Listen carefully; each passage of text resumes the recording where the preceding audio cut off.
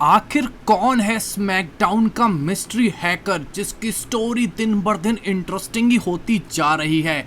Finally WWE ने CM Punk को tease कर दिया कि शायद इस बार के स्मैकडाउन के मिस्ट्री हैकर सीएम पंक हो सकते हैं। उन्होंने बस एक लाइन यूज करी, do I have everybody's attention now. यही सीएम पंक की लाइन थी, पर रियलिटी क्या है? क्या सच में सीएम पंक WWE में अपनी रिटर्न कर देंगे? वो भी तब जब सीएम पंक को उनके शादी के दिन ही WWE से निकाला था। क्या दुश्मनी हो जाएगी खत्म और WWE में रिटर्न करेंगे सीएम पंक इस मिस्ट्री स्टोरी लाइन के साथ?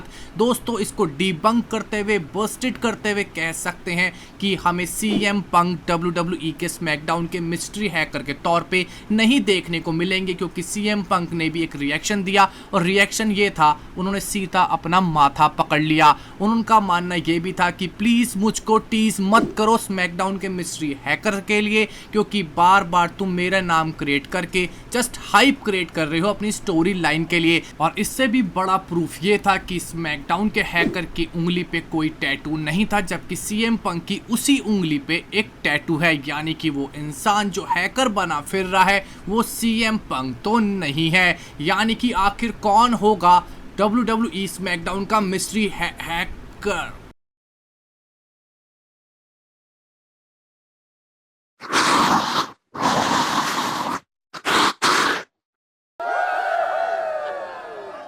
हेलो फ्रेंड्स, मैं हूं Rahul Pandit from wrestle bride. जो लोग जानते हैं उनको पता होगा कितना तगड़ा चैनल है, और जो नहीं जानते वो जाकर देख सकते हैं।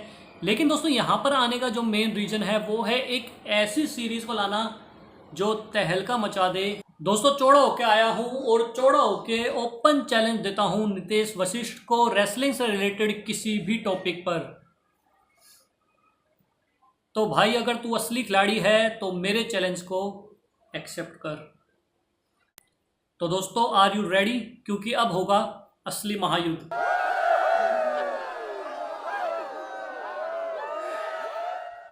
तो WWE Hindi umpire, your next.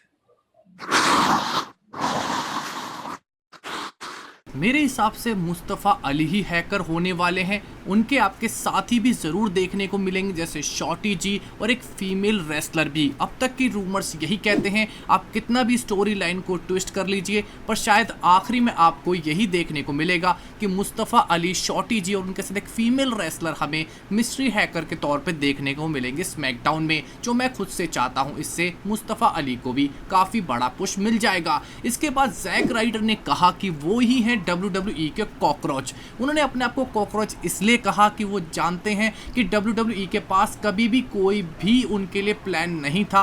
कभी भी किसी भी रेसलर से हरवाना होता था तो इस कॉकरोच को भेज दो और बड़े सुपरस्टार को पुश दिलवाओ। साथ में उन्होंने ये भी कहा कि मैंने बहुत से बजट कट्स अपनी लाइफ में WWE में बर्दाश्त करे हैं, पर ये वाला मैं नहीं बर्दाश्त कर पाया। पर जैक राइडर के इंटरव्यू की सबसे बड़ी इंटरेस्टिंग बात तो एंड में सामने आई, जब उन्होंने रिवील करा कि वो अपनी करंट फियांसे चेल्सी ग्रीन से मिले कैसे थे। उन्होंने रिवील करा कि उनकी सेटिंग AEW के कोडी रोड्स और उनकी वाइफ ने करवाई थी। उन्होंने ही उन दोनों को मिलवाया था, जिसके बाद आज वो इस स्टेज पे पहुंच चुके हैं कि जल्दी शादी करने वाले हैं। इसके बाद John Moxley AKA dean Ambrose ने एक बहुत ही इंटरेस्टिंग बात रिवील करी रेसलिंग से रिलेटेड, स्पेशली क्योंकि एक WWE के लेजेंड राउडी पाइपर ने उनको क्या एडवाइस दी थी स्मैकडाउन में। जॉन मॉक्सली ने एक मैच खेला, यानी कि डीन एम्ब्रोज ने WWE में एक मैच खेला, जिसके बाद वो बैक स्टेज पहुंचे। वहां पे उनको राउडी पाइपर मिले। उन्होंने कहा कि डीन, तुम बिल्कुल बेकार तरीके से फाइट करते हो। उन्होंने पूछा क्यों?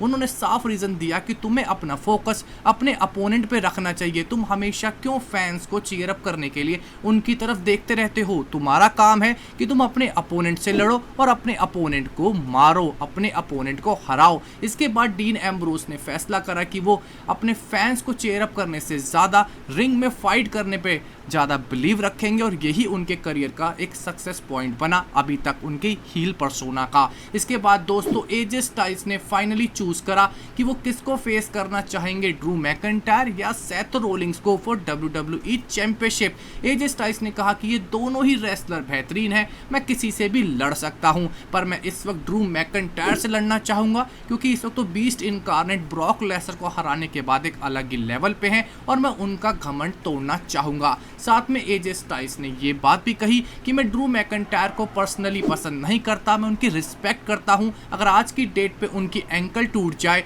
यानी कि ड्रू मैकइंटायर का पैर टूट जाए तो मैं खुश होऊंगा, मुझे मजा आएगा क्योंकि शायद फिर मैं WWE चैंपियनशिप और भी ज़्यादा आसानी से जीत जाऊंगा।